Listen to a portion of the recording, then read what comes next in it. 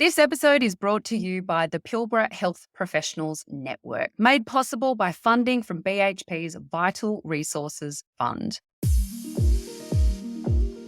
Hello there. Welcome to this very special podcast series where I have the pleasure of having a cuppa and a chat with some of the Pilbara's finest healthcare professionals.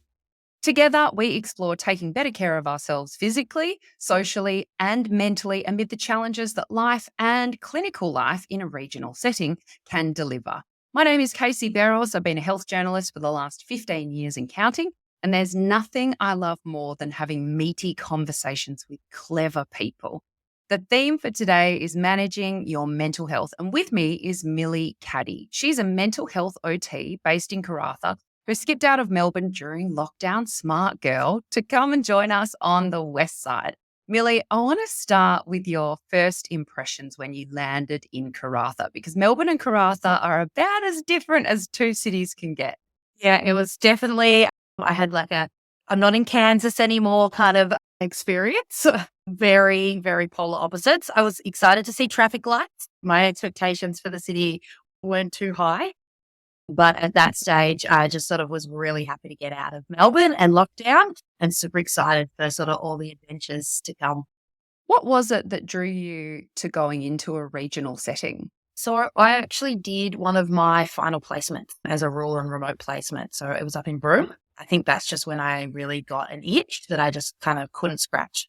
So I just absolutely loved it, loved the sort of different lifestyle, loved the different approaches to working, loved the challenges that also came with it. So I really enjoyed it, came back to Melbourne, got into this really competitive grad program to specialise in mental health as an OT. And then it wasn't until COVID hit and I sort of had a little bit of extra time, I suppose, to stop and evaluate what I really wanted. And so I decided to jump on it. Nice. I want to talk about what you love about your job and some of those challenges that you mentioned. You live by the fact that our occupations define us and directly correlate to how we think and feel. I'm wondering, how does that transpire for you in terms of the work that you do and the impact that your job has on your life and your health and particularly your mental health? Yeah, so I suppose I feel super privileged. It sounds a bit corny, but there's this concept called ikigai, and it's the crossover between what you love, what you're good at, what the world needs, and what you can take it. And I really feel like I've kind of found that working as an OT in mental health. Such a sense of self-efficacy, right? Like when you're sort of good at what you do and you really have that sense of achievement every day. However, though, we're obviously exposed to a lot of vicarious trauma. So that's all secondary trauma. So when you work with people that have experienced trauma continuously, that in the end affects you. And, it's just a very emotionally heavy job. It's not one of those ones where you're just on the tools and you can just kind of switch off. You kind of always have to be on.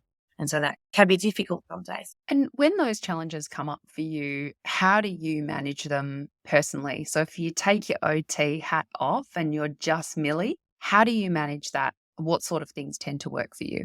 Heading down to Heason's Cove, going to the beach, just having a de-stress time. That's something that's really important to me.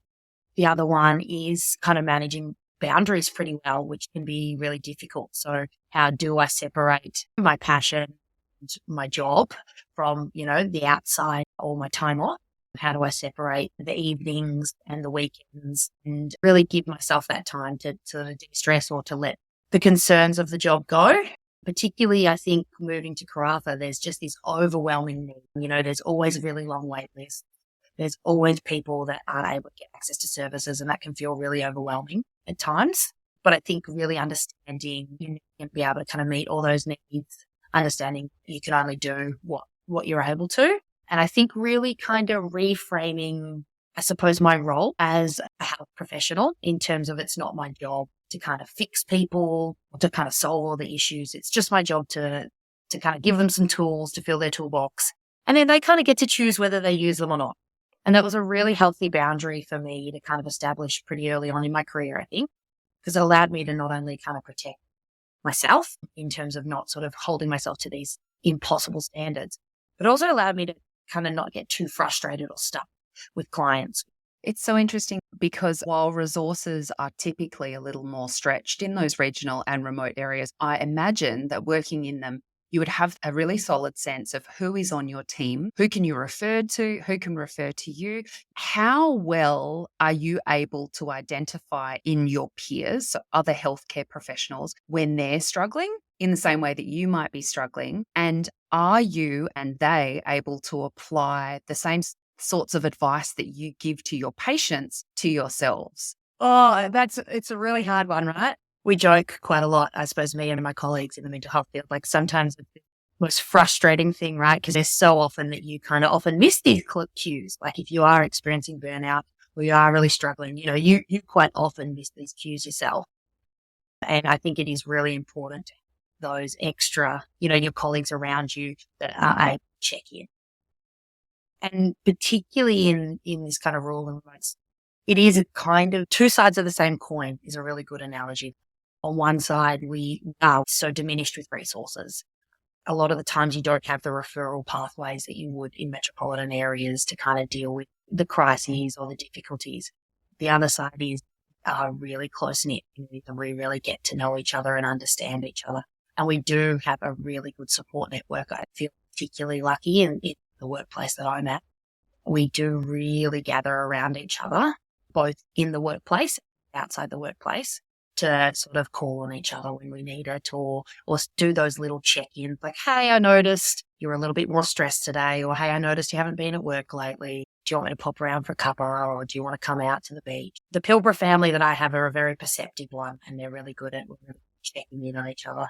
That's so beautiful that you have that. A lot of people who are working in big cities don't have that. We are so siloed in our approach to work and to our lives, and that's just been completely exacerbated by the pandemic. The word resilience really comes to mind for me whenever I'm thinking about anybody who works in healthcare, but also particularly people who are working in mental health.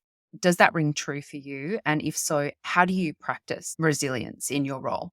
It's something that is just an ongoing practice. You never sort of get perfect at it. I think resilience can look really, really messy. Resilience can look like really feeling the emotions. Where I think that resilience factor comes in, or where I kind of really understand, is you allow yourself to feel those emotions, and then you allow yourself to be vulnerable and to ask for the help that you might need to kind of get through it, or to call on the people around you. Listening to you talk, you're just so clear in your purpose. Like your purpose and your passion really shines through to me when I'm talking to you. And one of the things that I learned about you in doing my research, and I'd like to invite you to share, is where that comes from, because you've had some lived experience with mental illness in your family. And I'm wondering how much of a role that played in, I know mental health wasn't necessarily your first choice, but I also understand that you feel like you really landed in the right place. Can you give us a little bit of context, if you feel comfortable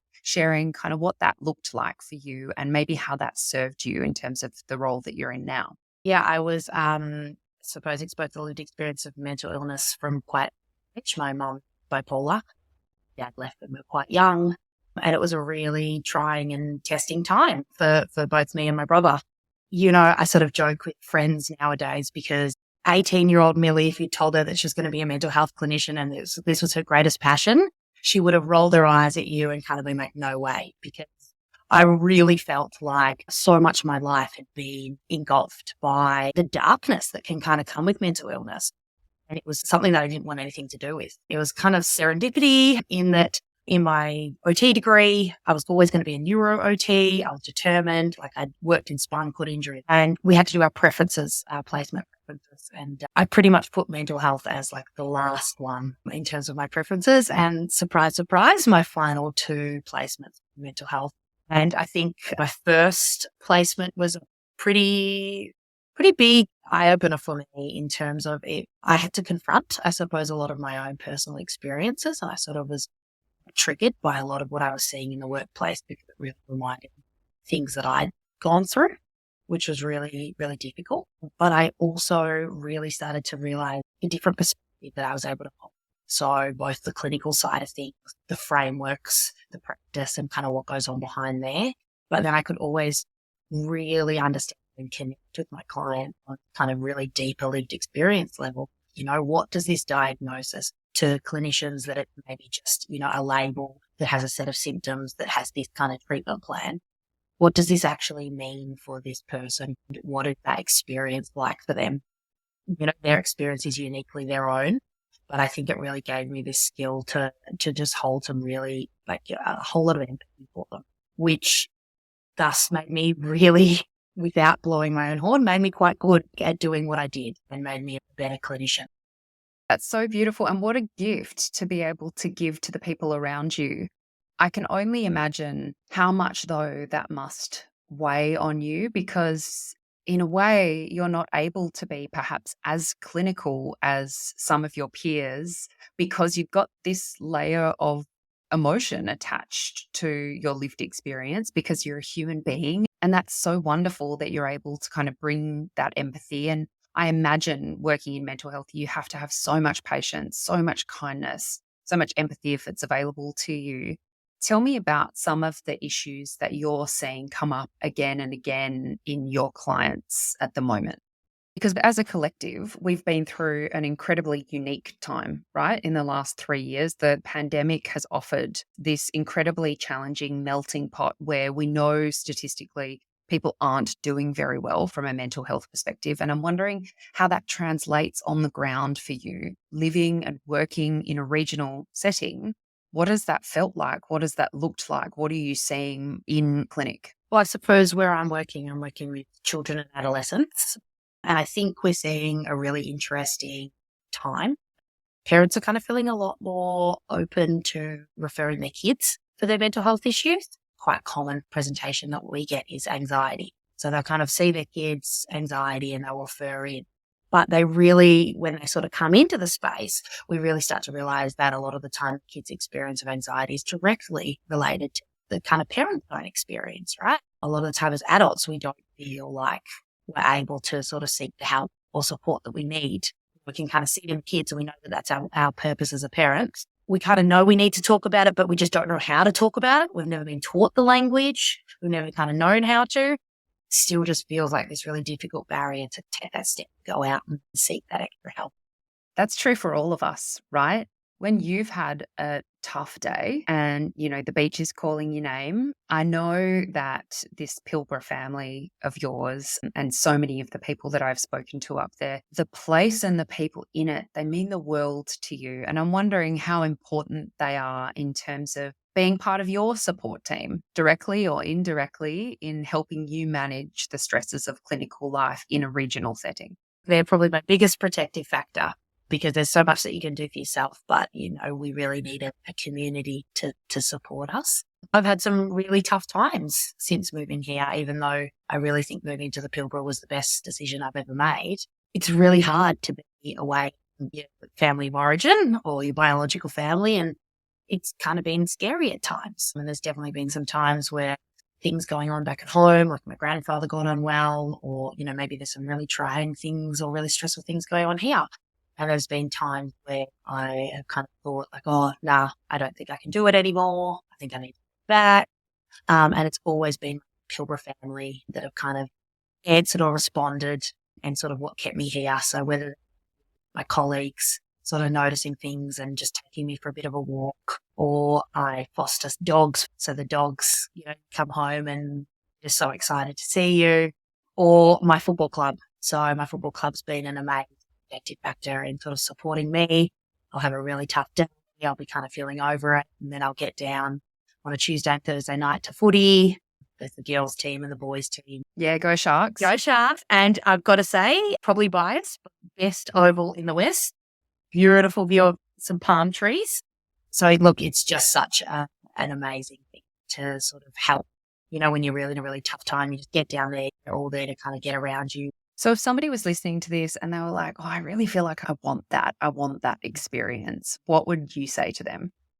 Just take a bit of a leap. And I know that that's so hard to do, but surrounding yourself in a strong community, like sport might not be easy. Like it doesn't have to be sport. It can be whatever your kind of passion areas are, whatever you love to do, see how you can replicate that in like a social setting, because it trumps kind of any of your self-care strategies are really good, but community care is what we really need to aim for and strive for in terms of kind of improving our mental health. We're social beings and we need to be connected.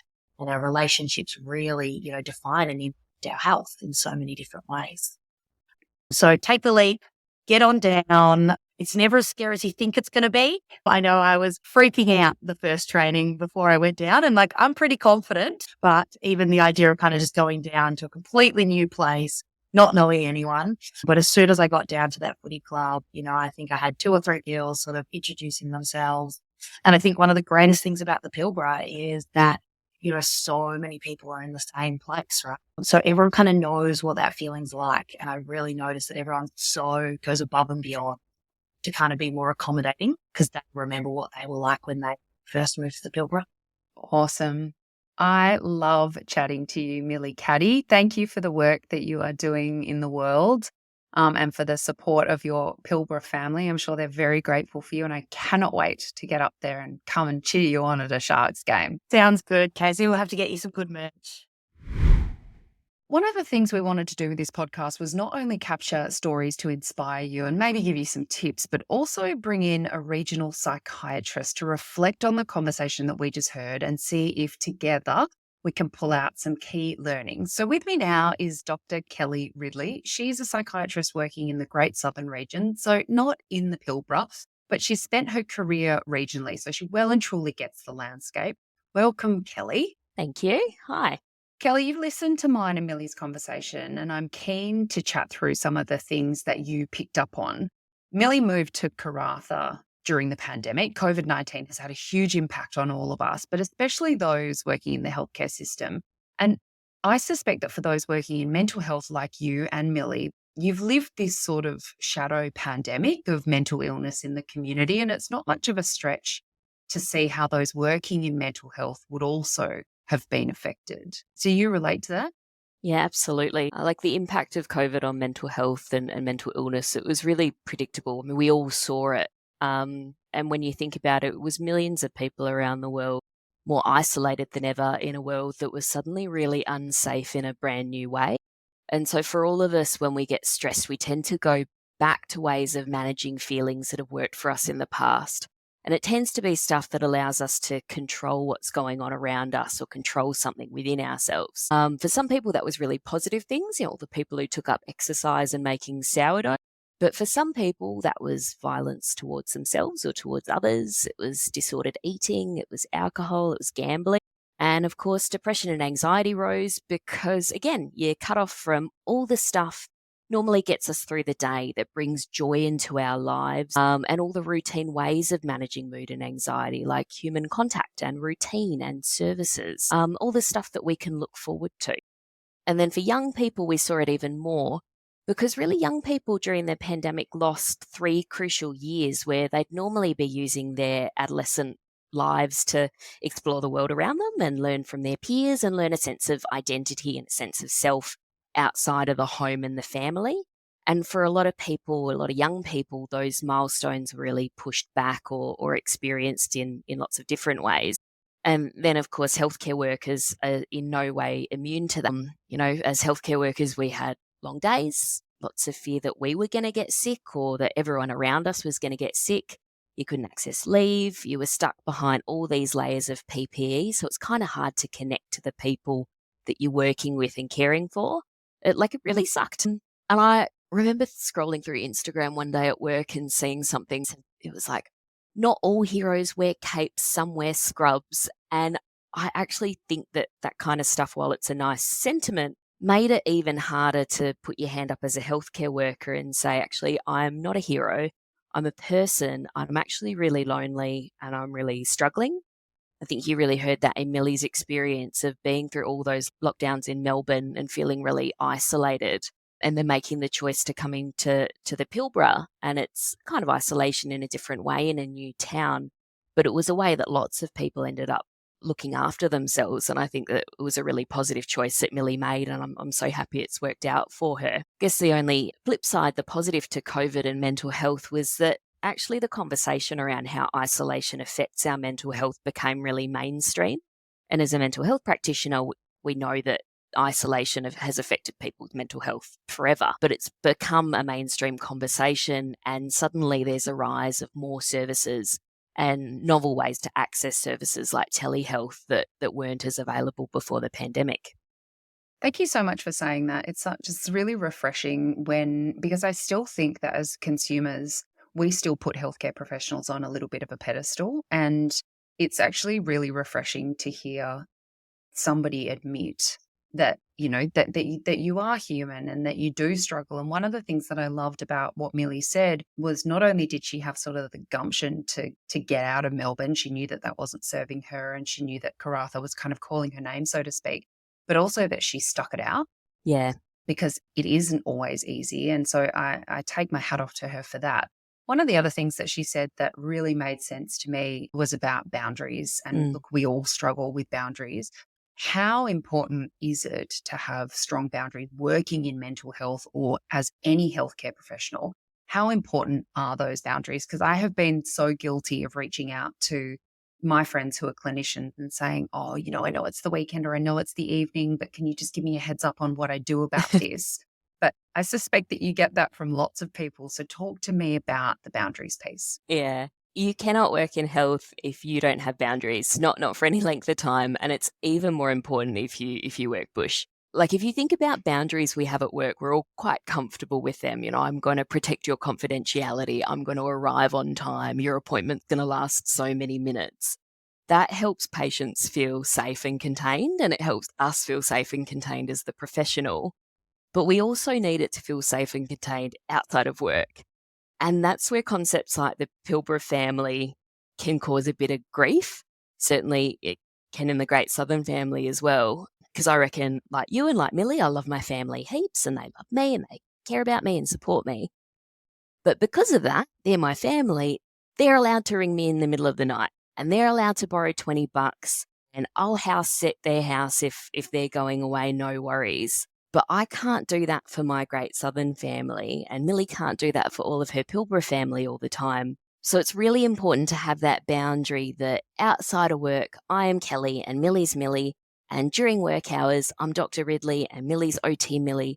We can't be on call all of the time. And as health professionals, and particularly women in the healthcare field, we're often asked to do what I call pro bono work, work for free. Stay a little bit late, mentor this person, or will you go to that meeting? Even doing this podcast, which I'm super happy to do, but women often get asked to do this kind of thing because we're really good at saying yes. And we all have to do a little bit of pro bono work. It's kind of inevitable when you work in health, particularly in public health.